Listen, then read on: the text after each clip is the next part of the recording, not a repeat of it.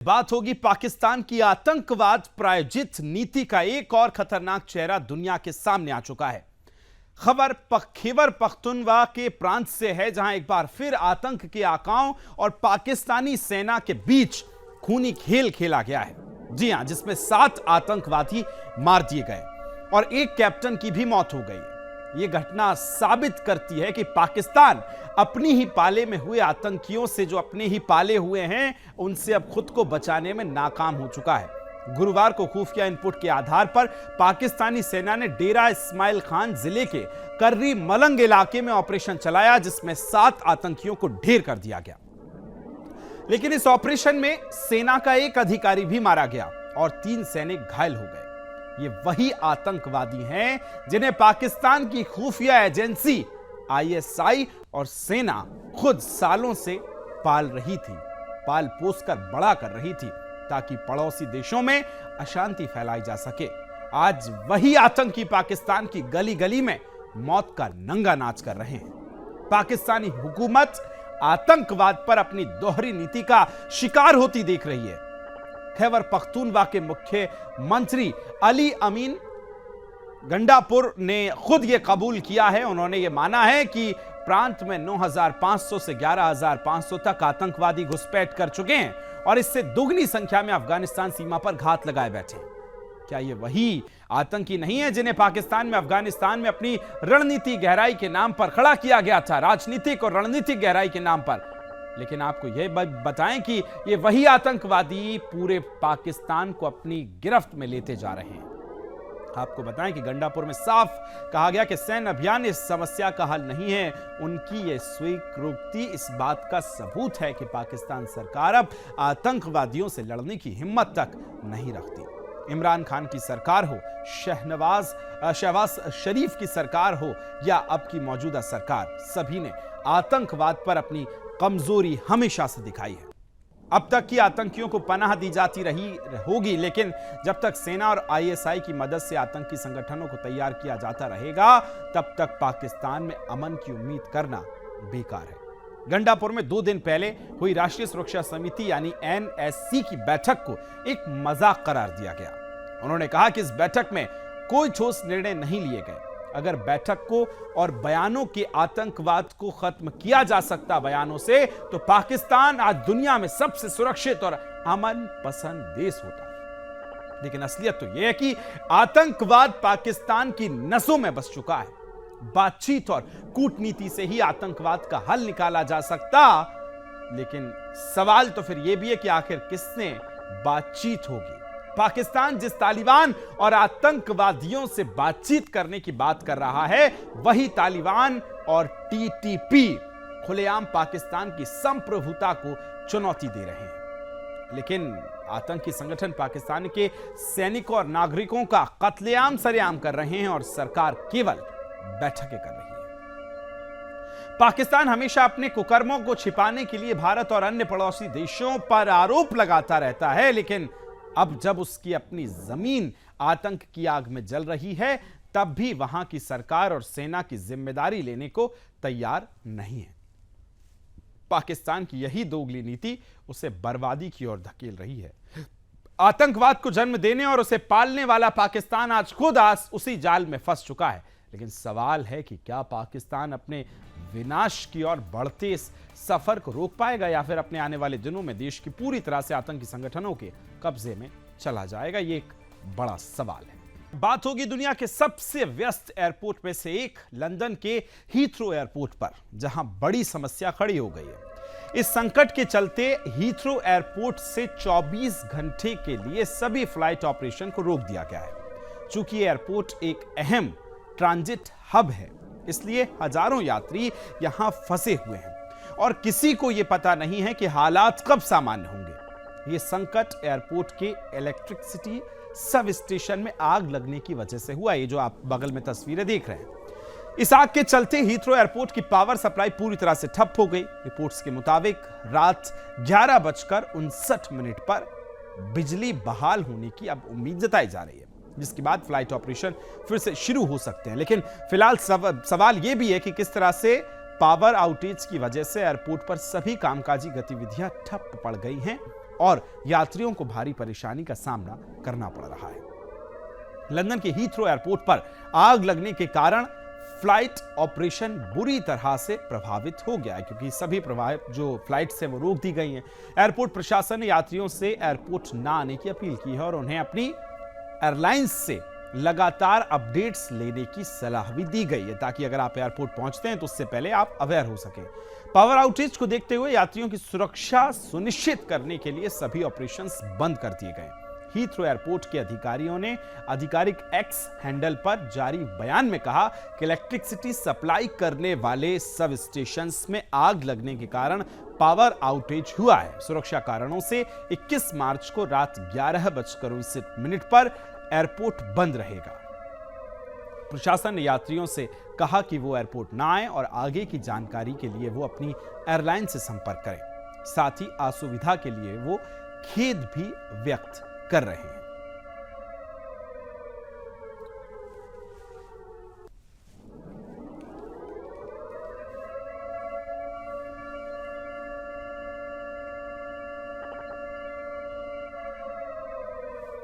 तो आपने देखा कि किस तरह से एयरपोर्ट पर लोग प्रभावित हो रहे हैं, उनकी यात्राएं प्रभावित हो रही हैं। चलिए आगे बढ़ेंगे। अब बात होगी अमेरिका के राष्ट्रपति बनने के बाद डोनाल्ड ट्रंप लगातार दूसरे देशों को टैरिफ की धमकी दे रहे हैं। रूस यूक्रेन युद्ध के सीज फायर के लिए भी वो जेलेंस्की पर लगातार दबाव बना रहे हैं। इतना ही नहीं, ट्रंप ने यूक्रेन को युद्ध में मदद के बदले खनिज संसाधनों का इस्तेमाल करने के लिए जेलेंस्की पर दबाव बनाया। अमेरिका के रुख में आए इस बदलाव को देखते हुए नाटो देश अब बड़ा फैसला लेने वाले हैं, जिससे ट्रंप ने झटका ट्रंप को लग सकता है। दरअसल नाटो में शामिल देश अपनी सेना को मजबूत करने के लिए जुटे हुए हैं। वो अब अपने पुराने लड़ाकू विमानों के बेड़े को बदलना चाहते हैं, इसलिए उन्होंने अमेरिका को ही स्टेल्थ फाइटर जेट F-35 खरीदने का प्लान बनाया था, लेकिन अब वो अपनी इस योजना पर फिर से विचार कर रहे हैं।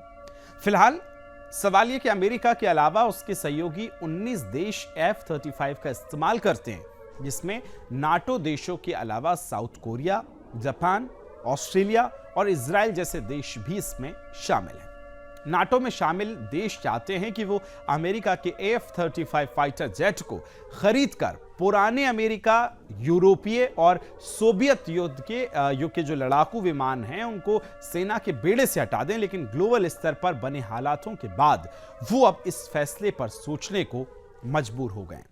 इसके लिए कई देशों के रिवैल्यूएशन की और भी इशारा किया जा रहा है। आपको बताएं कि पुर्तगाल में अमेरिका के F-35 फाइटर जेट को खरीदने का प्लान बनाया था। उसने 28 अमेरिकी F-16 F-35 से बदलने की सोची थी, लेकिन अब वहां के रक्षा मंत्री ने नाटो के संदर्भ में हाल ही में अमेरिका का रुख की और इशारा किया और कनाडा ने इसे अमेरिका से 88 F-35 खरीदने के लिए $13 बिलियन का करार किया था।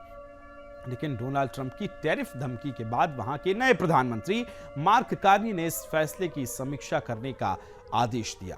कनाडा को F-35 की पहली खेप 2026 तक मिलनी थी और इसमें से 16 जेट्स का भुगतान तो किया जा चुका है। कनाडा के रक्षा मंत्री बिल बेयर ने कहा कि पहला बैच तो स्वीकार कर सकते हैं, लेकिन पूरा ऑर्डर नहीं लेंगे। और अब स्वीडिश निर्मित सब ग्रिपेन जैसे फाइटर जेट्स का भी ध्यान रखा जाएगा। कनाडा और पुर्तगाल की तरह जर्मनी ने भी अब 35 फाइटर जेट का ऑर्डर दिया था, लेकिन अब उसके ऑर्डर पर भी अनिश्चितता बनी हुई है। अमेरिका का F-35 5वीं पीढ़ी का स्टेल्थ लड़ाकू विमान है, जो अपनी अविश्वसनीयता को गति और उन्नत तकनीक के लिए जाना जाता है। ये हर मौसम में उड़ान भरने वाला stealth multi role combat aircraft है, जो कि इलेक्ट्रॉनिक वॉरफेयर, जासूसी, सर्विलांस, रिकॉन्सेंस जैसे मिशन को भी पूरा करता है। कभी दुनिया को अपनी उंगलियों पर नचाने वाला अमेरिका आज खुद लिथुआनिया के दरवाजे पर भैया 2 अंडे देना की गुहार लगा रहा है। जी हाँ, ऐसा हम क्यों कह रहे हैं, अब आपको समझाते हैं। जिस अमेरिका ने अपनी टैरिफ नीतियों से चीन, भारत, यूरोप और ना जाने कितने देशों की नाक में दम कर रखा था, वो अब खुद अंडों के लिए तरस रहा है। सच में सुपर पावर का एक ऐसा हश्र तो किसी ने सपने में भी नहीं सोचा होगा। अमेरिका में दरअसल अंडों की ये किल्लत किसी और की वजह से नहीं, बल्कि खुद की बनाई हुई नीतियों की वजह से हुई है। जी हाँ, राष्ट्रपति डोनाल्ड ट्रंप जब दुनिया को सख्त टैरिफ लगाने की धमकी दे रहे थे, तब शायद उन्होंने ये नहीं सोचा था कि एक दिन यही दुनिया के उन्हें अंडे देने से ये दुनिया उनको इनकार कर देगी। बर्ड फ्लू ने लाखों मुर्गियों की जान ले ली और देखते ही देखते अमेरिका का अंडा बाजार धड़ाम हो गया। अब हालत यह है कि जो अंडा कभी अमेरिका ब्रेकफास्ट का स्टार हुआ करता था, वही अब वीआईपी फूड आइटम्स में शुमार हो चुका है। अमेरिका ने पहले फिनलैंड, डेनमार्क, स्वीडन और नीदरलैंड के आगे हाथ फैलाया, लेकिन इन देशों ने भी उसे अब ठेंगा दिखा दिया। खासतौर पर फिनलैंड ने तो इतनी बेरुखी दिखाई कि सोशल मीडिया पर अमेरिका की जमकर खिल्लियां उड़ा दी। शायद ही किसी ने सोचा होगा कि अमेरिका पूरी दुनिया को व्यापार के नाम पर अपनी शर्तों पर नचाने की कोशिशें करता था, उसे अब अंडों के लिए भी भीख मांगनी पड़ेगी।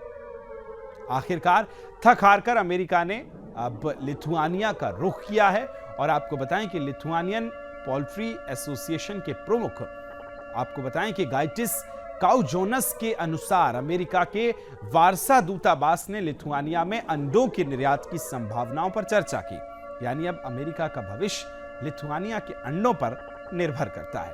अब तो जरा सोचिए कि कभी दुनिया के देशों को अपनी मर्जी से झुका देने वाला अमेरिका आज एक छोटे से अंडे के लिए मोहताज बना घूम रहा है।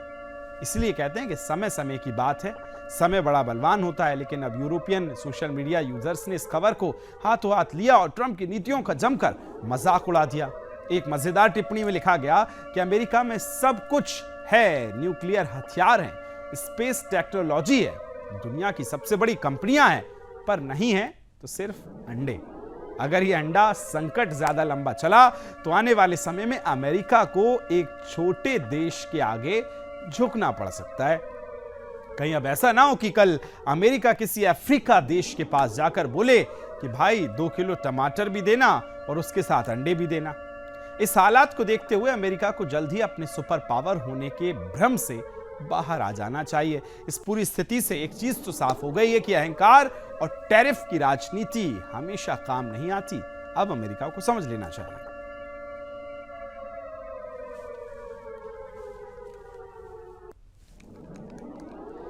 चलिए आगे बढ़ेंगे, अब बात कुछ और करेंगे, कुछ और विश्व की खबरों पर नजर डालते हैं, जहां चीन एक बार फिर अब अपनी कुटिल चालों से भारत के खिलाफ षड्यंत्र कर रहा है।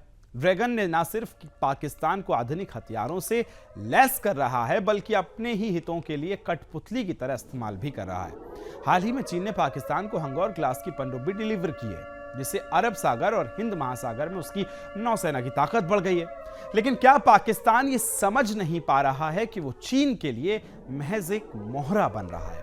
पाकिस्तान लंबे समय से चीन की गोद में बैठा हुआ है, ये तो आप जानते ही हैं, लेकिन उसे फायदा कम और नुकसान ज्यादा हो रहा है। चीन ने अब उस तक 4 आधुनिक फ्रीगेट और कुल 8 पनडुब्बियों का जो सौदा है वो उससे कर लिया है, जिसकी कीमत लगभग $5 अरब की है। पाकिस्तान इसे अब अपनी सैन्य शक्ति समझने की भूल कर रहा है, जबकि असल में वो चीन की जरूरतों को पूरा करने का एक जरिया बन चुका है। चीन बलूचिस्तान में अपने सीपेक प्रोजेक्ट को सुरक्षित रखना चाहता है, जिस पर बलूच लिबरेशन आर्मी यानी BLA लगातार हमले कर रहा है। पाकिस्तानी सेना को मजबूत करने के पीछे चीन का असली मकसद अपने आर्थिक हितों की रक्षा करना और ना कि पाकिस्तान की मदद। एक रिपोर्ट बताती है कि पिछले 5 साल में पाकिस्तान के कुल हथियार आयात का 81% हिस्सा चीन से आया है। ये चीन कुल हथियार के निर्यात का 63% है, जिसका सीधा मतलब है कि पाकिस्तान अब चीन पर पूरी तरह से निर्भर हो चुका है और इसके पास कोई दूसरा विकल्प तक नहीं बचा है। अमेरिका से तो ना सिर्फ उसे फंडिंग मिल रही है और ना ही सैन्य उपकरण मिल रहे हैं। अब ऐसे में पाकिस्तान को चीन की शरण में जाना मजबूरी भी है और जरूरी भी है, और उसने आत्मनिर्भरता पर सबसे बड़ा तमाचा भी उस पर पड़ा है। चीन अपनी इसी चाल से सीधे तौर पर एक तीर से 2 निशाने साध रहा है। पहला, उसे एक ऐसा ग्राहक मिल गया है जो उसे घटिया हथियार खरीदने को मजबूर कर रहा है और जिससे उसे भारी मुनाफा भी हो रहा है। तो फिलहाल आज के लिए वर्ल्ड वॉच में फिलहाल इतना ही। मुझे और मेरी पूरी टीम को दीजिए अनुमति। नमस्कार।